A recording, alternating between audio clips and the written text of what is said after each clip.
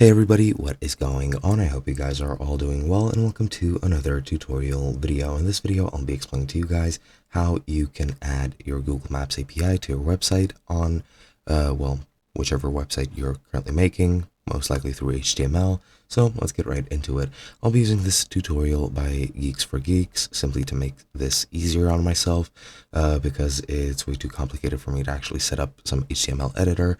Online editors don't work for some reason because most likely I don't have the appropriate packages or subscriptions for them, and I'm not sure if I have HTML or anything for web development set up here on my computer at the moment. So just stay with me and I'll just go through this tutorial, go through the steps, and everything should be fine.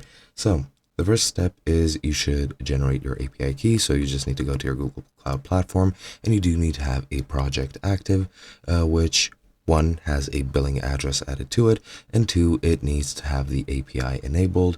And firstly, of course, you just visit the Google Maps section of the console, go to credentials, and into create credentials, select API key to generate a new one, and then copy that key to save it for future use. That is what's going to go into your HTML container, which you are going to create. So firstly, of course, within the body of your website, you're going to create a div.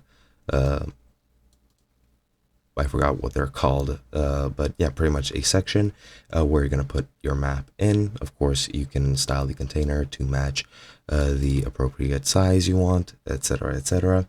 And then when you're set with that, once you actually want to add your map, you need to add this script right over here. So this is the source script for your Maps API. So it looks something like this. And then as you can see, once you come to the end of it, you will have this, your API key place right over here.